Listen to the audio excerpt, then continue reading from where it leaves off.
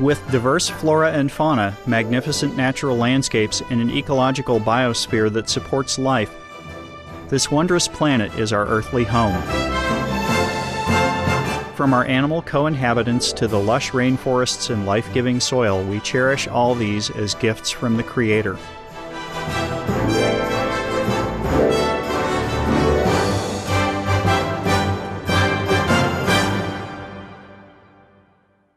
It is a common theme in the world's major faiths that during our temporary stay here we should be good stewards of Mother Earth. Throughout the years, Supreme Master Ching Hai has shared the message of leading a balanced life while following a spiritual path. Not only must we nourish our spirits, but we share the responsibility to care for nature and our fellow beings. In light of recent scientific evidence which pinpoint the raising of livestock as the #1 contributor to climate change, Supreme Master Ching Hai affirms the important message she has noted for over the past 2 decades. We must be vegetarian, meaning an animal-free diet, and practice sustainable living. Today we present to you a discussion by Supreme Master Ching Hai titled Organic Farming Restores the Healthy Balance of the Planet, a compilation of excerpts from Supreme Master Ching Hai's lectures concerning the importance of planting organic vegetables and fruits, the detrimental impacts of the meat diet on human health, the environment, and ultimately the health of our planet.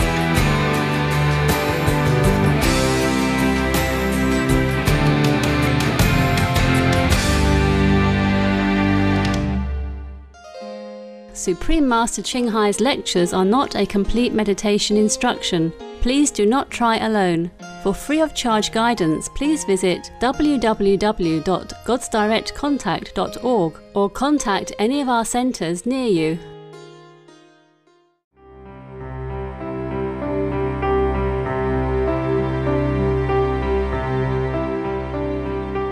For the majority of the workers in the meat business, it's not a safe working place either.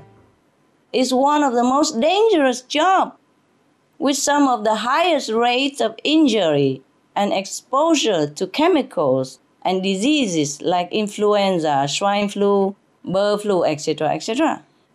And mad cow disease, which is always fatal, always deadly. Mad cow disease, up to now, we can't even cure it. Anybody contract mad cow disease, their life is terminated. Now we have to ask ourselves, is it all worth it? This is not to talk about the effect on the meat consumers in terms of all the sickness, cancers, diabetes, and health problems. Heart diseases, almost all diseases that you can name come from meat diet or related. So given a better choice for livelihood, wouldn't we choose the one that helps ourselves and others stay healthy over a profession that made people and ourselves sick and die young? Would you say yes or no? Yes. Oh, thank you. Oh, thank you so much.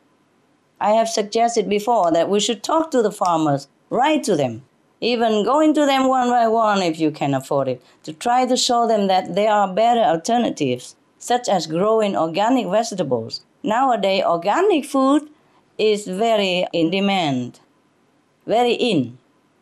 Many people turn into vegetarian or vegan now. And everybody knows organic vegetables are very healthy. You see, if you eat organic vegetable, you will hardly have to go to the hospital. And all the money we can save to better education for the children, yes, better care for the elderly, and building more beautiful road, more equipment, invention, and use it more for sustainable energies, for free for everybody. Free energy for everybody, free education for all the children, free care for all the elderly, and free food for all the 1 billion at least hunger people in the world. The benefits is no end. I can write 10,000 books about the benefit of vegetarian diet and the harm of the meat industry. But I let you do research a little bit because you know all the good technique nowadays with computer and information on the internet. Nowadays, there are more and more good opportunities for the farmers, retailers, transporters. They just do the same. Instead of transporting pigs, they transport organic vegetables, yes, etc. Or the farmer retailers, they could switch from the meat business to organic vegetable farming. Returning to traditional organic farming methods is already proven by success in Africa, for example, and in some places like the Americas, Europe, and Australia. Organic vegan farming is growing very, very fast and very, very profitable right now because there's a growing demand. People are more informed about the harm of the meat and more informed about the benefit of vegetarian diet. So organic vegan vegetable farming should be very, very, very good for anyone who wants to switch business. On the Supreme Master Television, we also feature a whole section about organic farming on our website as well, www.suprememastertv.com. On this website, we share a lot of info about how to do organic farming, which is very profitable, costs less water, a lot less work, and very beneficial to our health, to the workers, and to the planet. Yeah. So please feel free to take a look and discover for yourself the great benefits of harmonious farming. It's high time we turn away from the harmful, unsustainable meat business and go toward a more civilized, more efficient, more sustainable, more humane means to earn a living, namely organic vegan farming, or vegan restaurants, vegan products, vegan product selling, etc. Everything to do with compassionate living is good for you, and it's pleasing to heaven, and it will save the planet. It's not just good business, it will save the planet, and it will save countless lives, now and in the future, including the one involved in the meat business. That's why the Buddha named the meat business as one of the 5 businesses that people should not engage in. Do you want to know another 4 as well? Yes. Yes. Okay. The meat business is a bad business. It's very bad for you. And the other 4 are a business in weapons, business in human trafficking, business in intoxicants, and business in poison. All these harmful business are bad for you now and in the future. Some of the diseases related to meat consumption and/or production: rabies, anthrax, sleeping sickness, Q fever, norovirus, swine flu, Ebola Reston virus. Cured meats and fish increase leukemia risk in children. Antibiotic-resistant superbug infections from a strain of Staphylococcus aureus. Blue tongue disease, E. coli, salmonella. Bird flu, mad cow disease or Creutzfeldt-Jakob disease, 90% of the population at risk. Pig's disease or PMWS, listeriosis, shellfish poisoning, preeclampsia, Campylobacter, Clostridium difficile, diseases hidden in healthy appearing livestock. Some of the costs of meat eating. Infertility, eating just 1 serving of meat per day increases the risk of women's infertility by 32%, with additional meat consumption increasing the risk. Heart disease. Over 17 million lives lost globally each year. Cost of cardiovascular disease is at least $1 trillion a year. Cancer. Increased childhood cancers and adult reproductive cancers from hormones in meat. Colon rectal cancer. Over 1 million new colon cancer patients diagnosed each year, more than 600,000 colon cancer-related mortalities annually. In the United States alone, colon cancer treatment costs about $6.5 billion. Millions of people are newly diagnosed with other meat-related cancers every year. Diabetes. 246 million people are affected worldwide. An estimated $174 billion spent each year on treatment in just the United States. Obesity. Worldwide, 1.6 billion adults are overweight, with 400 million more who are obese. Costs $93 billion each year for medical expenses in the United States alone. At least 2.6 million people die annually from problems related to being overweight or obese. Environmental. Uses up to 70% of clean water. Pollutes most of the water bodies. Deforests the lungs of the earth. Uses up to 43% of the world's cereal. Uses up to 85% of the world's soy. Causes world hunger and wars. 80% cause of global warming. Plus more. Some of the costs of milk consumption. Cowpox from milking cows. Bacterial microbes, pesticides and enzymes found in cheese derived from the inner stomach linings of other animals. Up to 80% of the calories in cheese are from pure fat. Breast, prostate and testicular cancer from hormones present in milk.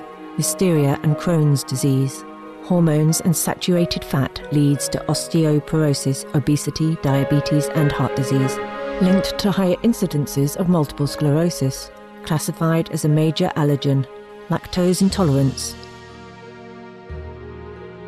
Plus more. For help quitting, please visit. For more urgent information, please visit www.suprememastertv.com/killers. If you believe in the life hereafter, if you believe in heaven and hell, you should stop the meat business immediately, like yesterday. Because nothing good awaits you in the life after if you cause suffering to others, be it human or animals. You will have multiple suffering in return and for a long, long time. So instead, these people in meat industry should join in the trend which has already begun and expands hugely every day, I'm happy to say. Thank you. Be veg, go green, plant organic vegetable.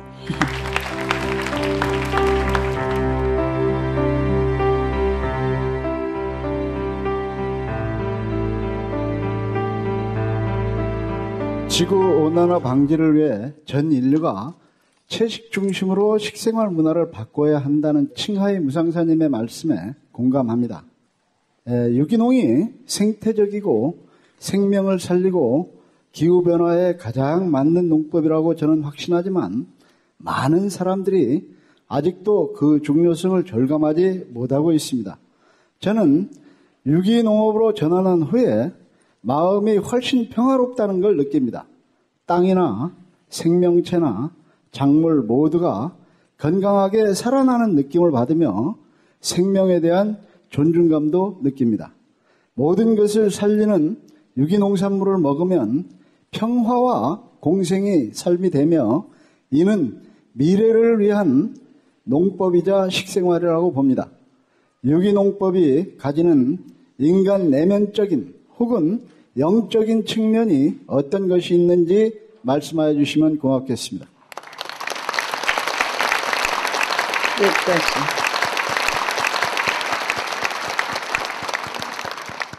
Good question, Mr. Kim. Kamsahamnida. Good question. Thank you so much for this thoughtful question. When you speak about organic farming and the earth, your love for living beings is very clear and evident. So you have already conveyed some of the inner spiritual aspect of organic farming through your deep care. That really is the most important principle, the love for all beings. But we can talk about it to perhaps clarify a little bit more. Of course, when we say organic farming, we are talking about vegan. Fruit, vegetables, legumes, and other plants only, no animal product. Because this is clearly already indicate a spiritual high level. of living standard. When we live and let live, when we love all beings as if we love ourselves, then that is already very highly spiritual. And of course, that is in line with all the greatest religions on earth. That will be very pleasing to heaven. This allows us more to completely extend our respect and care to all life. And that's why you feel more peaceful, you see. You feel more connected with the surrounding around you, because they all pulsate with life. The earth is pulsating with love and life. The trees, the plants, they're pulsating all this love for life and life. When we sit under a tree, we feel this protective and love from the tree. When we enjoy a delicious fruit, we feel the connectedness of this unconditional love from the tree to offer us nutrition and pleasing taste. If we are in the organic vegan trend or planting organic vegan farming method, then you will feel that more and more the love from nature, the love from the planet Earth, the love from the trees, the love from even a blade of grass, from flowers. We will feel so much love in the air that we breathe. We feel so much love from the earth that we walk on. This we cannot even explain in human language. We must feel it. I always feel it, but I can't transmit this spiritual message to other people. Everyone must experience it for himself. Once we turn into a compassionate, heaven-intended lifestyle of a vegan diet, then we will feel more and more love, more and more connected all the time, just like the way you feel. So you have your own experience to speak of and to tell people. The way you describe organic farming, Mr. Kim, sounds quite like a spiritual principle known as ahimsa, or non-violence. Ahimsa means not harming any sentient beings, beginning with a vegan diet. Organic vegan diet is the best. As we sow, so shall we reap. If we sow this benevolent seed on the earth as well as in our heart, as a vegan, we avoid all animal products. For example, most of the milk production causes suffering. First of all, because the babies of the mother cows are taken away at birth. Not many people know that, including myself before. And these babies' cows will soon be killed, deprived from mother's milk and mother's love. They'll be killed as soon as they're taken away. Then the mother is forcefully hooked up to a machine that can cause tormenting pain along with illness, just so that humans can take her milk. Another example of a practice causing harm to both animals and earth is the use of chemical pesticides. If you can imagine, over 5 billion pounds of pesticides are used throughout the world each year, and only about 10% of these chemicals even reach the areas where they are intended for. So the rest, what happened? They go into the air and water, where they have been linked to everything from cancer of human and animals to oceanic dead zones. In Europe, one pesticide was found to be the reason for billions of bees dying across the continent, while others are known to make the eggshells of birds become thinner, resulting in the death of their babies because the shells cracked and break before the baby is ready to be born.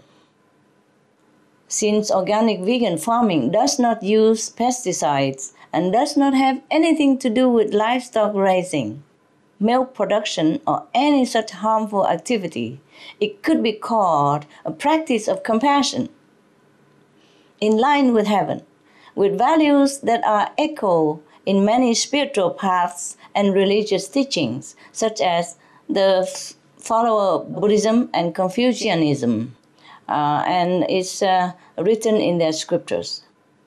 Like the Dhammapada Sutra states, a man is not noble because he injures living creatures.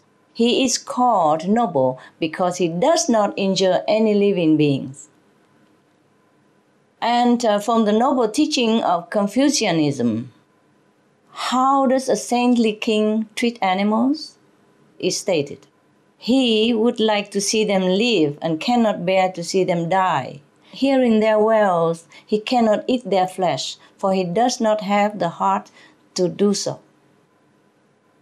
I'm just referring to two of the great religions in our world, and many other religions say the same. Hey, but I'm not here to be a priestess today and preach to the whole audience. Moreover, we don't have time. All right, so forgive me, other religions, if I did not mention yours. But it's the same. Now, organic vegan farming also brings positive benefit to our own karma. Karma means the retribution, bad or good. So karma follows the law of the universe that says for every action there is an equal consequence. So if we injure or kill others, we could be injured or killed in return, sooner or later. Not could be, but surely be. Organic vegan farming, with its approach of causing the least harm to others, offers the least burden of bad karma. And we can even go a step further, only harvesting from plants that bear fruit, or harvest in such a way that the plant continues to grow. It is thus much better to grow our own food, as you do, Mr. Kim, so that we can, for example, pick the outer leaves of the lettuce instead of killing the entire plant. In fact, some practitioners of one religion called Jainism don't even eat root vegetables because they wish to avoid unintentional harm to the beings living in the soil, such as earthworms, which are beneficial to our farming.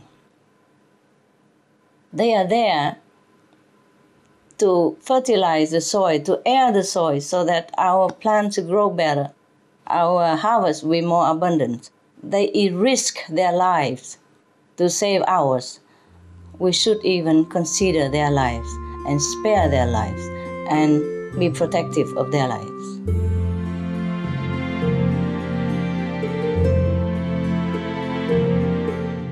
Thank you, gentle viewers, for your eco-friendly company for today's episode of Between Master and Disciples. Join us again tomorrow for the conclusion of Organic Farming Restores the Healthy Balance of the Planet. Animal World, Our Co-Inhabitants is coming up next on Supreme Master Television. Please stay tuned. We wish you and your loved ones much peace and harmony. Supreme Master Ching Hai's lectures are not a complete meditation instruction. Please do not try alone. For free of charge guidance, please visit www.godsdirectcontact.org or contact any of our centres near you. For more details, please visit www.suprememastertv.com/BMD.